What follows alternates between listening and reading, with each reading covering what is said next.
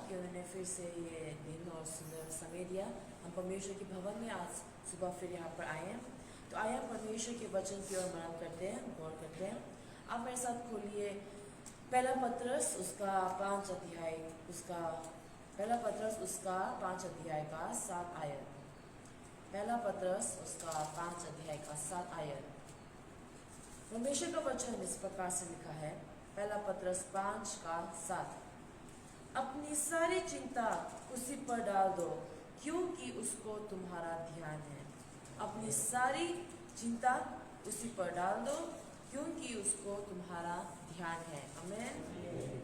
परमेश्वर का वचन आपसे और मुझसे आज सुबह कह रहा है कि जो हमारी सारी चिंता है हम परमेश्वर के ऊपर हम लोग डाल दें। और क्यों परमेश्वर पर डालें?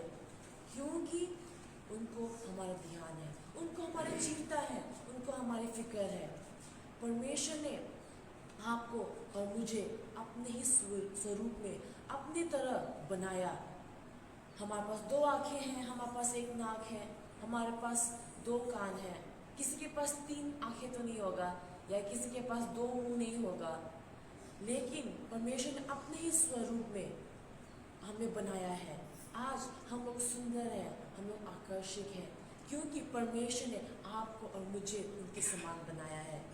और क्योंकि परमेश्वर ने हमें उनके स्वरूप में बनाया है, इसलिए वो हमसे प्रेम करते हैं। हम उनकी सृष्टि है, और इस सृष्टि के कारण परमेश्वर ने सिर्फ बनाया ही नहीं, परंतु हमारे पापों के कारण परमेश्वर ने अपना एकलौता पुत्र यीशु मसीह को धरती पर भेजा, ताकि वह हमारे पापों को क्षमा कर सके।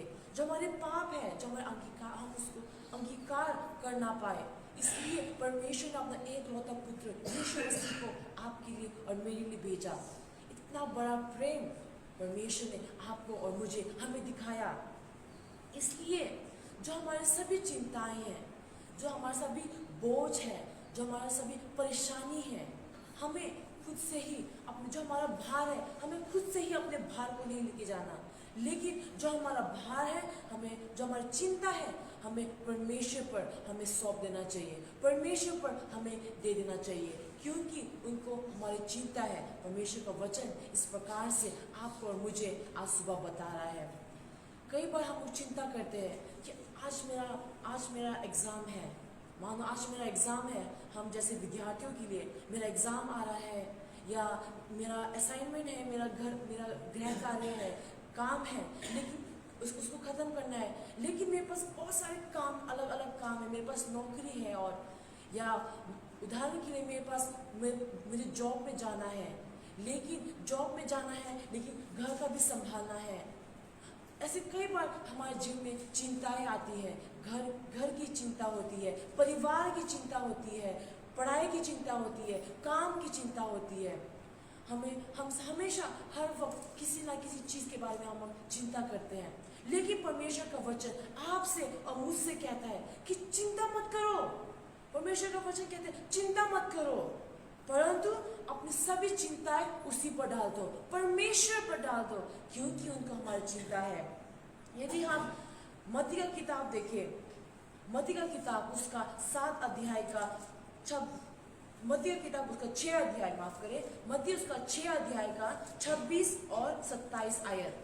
मत्ती का किताब उसका 6 अध्याय का 26 और 27 आयत।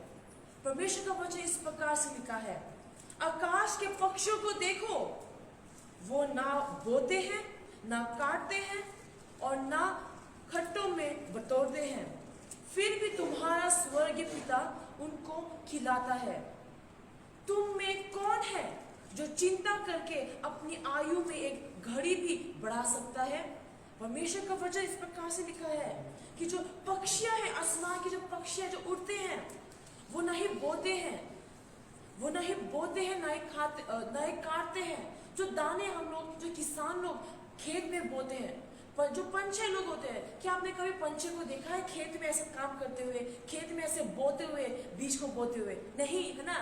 उसी प्रकार से परमेश्वर का वचन कहता है जो पक्षी होते हैं आसमान में उड़ते हुए, वो जो बीज होते हैं उसको बोते नहीं है खेत में, उसको काटते नहीं है, परंतु परमेश्वर उनकी भी देखभाल करते हैं। जो उनकी जरूरत है, जो खाने पीने का होता है, परमेश्वर उनको प्रदान करता है। तो क्या हमारा परमेश्वर जो पक्षियों के लिए, चींटियों के लिए, जीवते जानवरों के लिए अगर उनकी चिंता करता है, अगर उनकी देखभाल करता है, तो क्या आपके लिए, क्या मेरे लिए परमेश्वर चिंता नहीं करेगा? करेगा।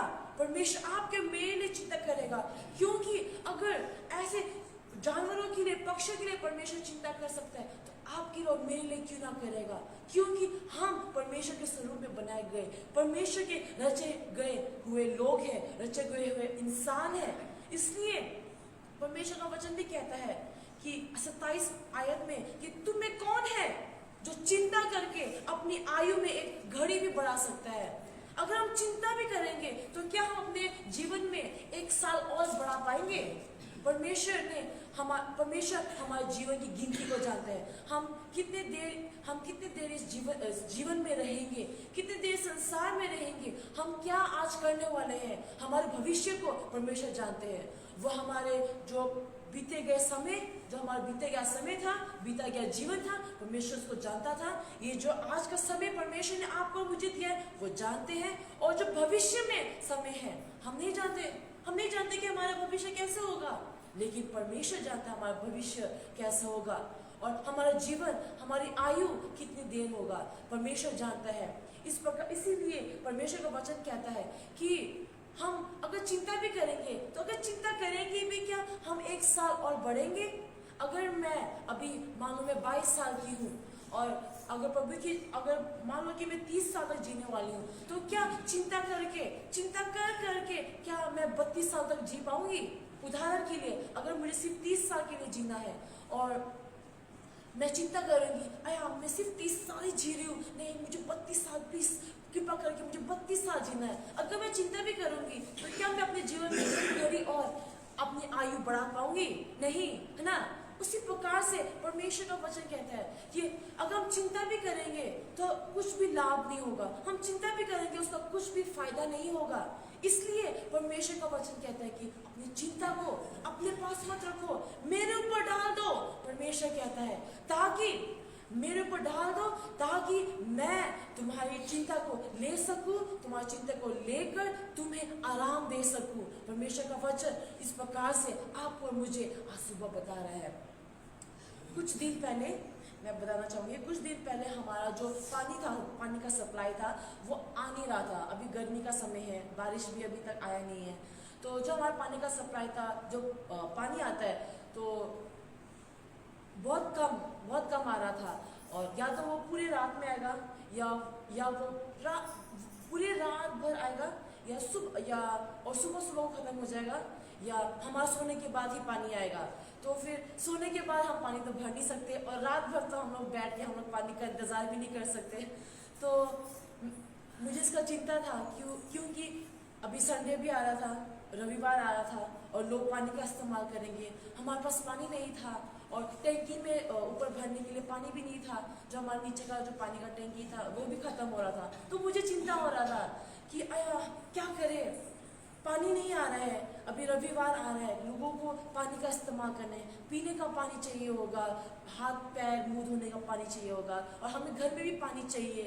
तो मुझे इसका चिंता हो रहा था, मैं इतना चिंता कर रही थी। तो एक दिन ऐसे बीत गया। फिर अगले दिन आया, तो अगले दिन सुबह के समय भोर की प्रार्थना के बाद मैंने वचन को पढ़ा। तो मेरे फ़ोन में मैंने एक बाइबल इंस्टॉल किया, तो मैंने उस वचन को मैंने खोला, और एक आयत उसमें लिखा था, ये पहला पत्रस उसका 5 अध्याय का 7 आयत। मैंने उसको पढ़ा, और सिर्फ पढ़ा ही नहीं, मैंने गौर भी किया। परमेश्वर का वचन इस प्रकार से लिखा कि अपनी सारी चिंता उसी पर डाल दो, क्योंकि उसको तुम्हारा ध्यान है।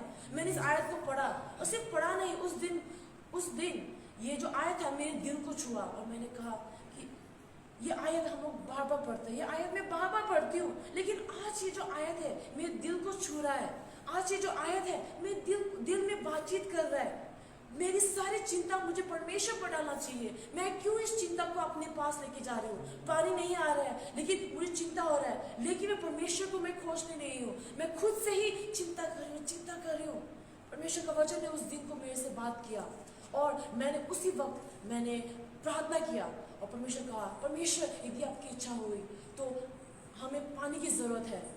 ये एक बड़ी बात तो नहीं है, छोटी सी बात है, लेकिन छोटी छोटी चीज़ें भी, छोटी छोटी हमारी चिंताएं भी परमेश्वर कहते हैं कि उन पर डाल दो, और क्योंकि वो हमारी चिंता करता है। मैंने प्रार्थना किया और रविवार और शनिवार के दिन मैं जब नीचे गए कपड़े धोने के लिए तो परमेश्वर ने मेरी प्रार्थना को सुना और अचानक से पानी का सप्लाई आने लगा। तो मैं इतना आनंदित हुई, मैंने परमेश्वर को धन्यवाद दिया। और फिर रविवार के दिन भी पूरे समय पानी आया, और कल के दिन तो पूरे दिन पानी आ रहा था। पास्टर जी ने जो टैंकी, जितने भी टैंकी थे सभी टैंकियाँ भर दिए, और जो तो गाड़ी भी धो दिया, और उसके बाद भी पानी का फोर्स इतना आ रहा था। तो जो हमारा पानी का टैंकी था उसमें पास्टर जी ने जो पाइप था उसको डाला, और यहाँ तक कि वो वाला जो पानी का टैंकी था वो भी भर गया, और उसके बाद भी पानी आ रहा था। तो मैं मैदान में जाके जो बड़ा वाला टैंकी है, सिंटेक्स का टैंकी, उसमें फिर से पानी का पाइप डाल दिया। तो मैं परमेश्वर का मैं बहुत धन्यवाद देती हूँ कि जो मेरी चिंताएं थी परमेश्वर को मैंने सौंपा, डाला, और मेरी जो चिंता थी, पानी का जो चिंता था, परमेश्वर ने मेरी प्रार्थना को सुना। और सिर्फ केवल कुछ ही समय के लिए नहीं, परंतु बहुत आयत में इतने समय के लिए पानी दिया कि सब टैंकी भरने के बाद भी टैंकी जो पाइप था उसमें पानी आया था। तो परमेश्वर की जो आशीष है इस प्रकार से आता है, बहुत आयत में आता है। तो जब हम परमेश्वर पर अपनी चिंताएं डाल देती है तो परमेश्वर हमारी चिंता को ले लेता है, और हमें सही समय में, अब उनके सही समय में, सिर्फ हमारे सही समय में नहीं, परंतु उनके सही समय में परमेश्वर अपनी आशीष आपको और मुझे वो देगा। और केवल कम मात्रा में नहीं, थोड़े में नहीं, बहुत आयत में परमेश्वर आपको और मुझे अपनी आशीष देगा।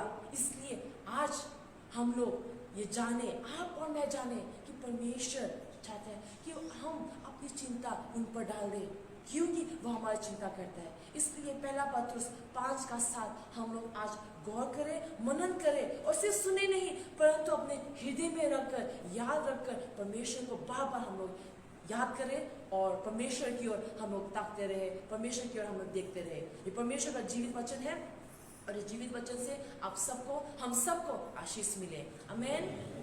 परमेश्वर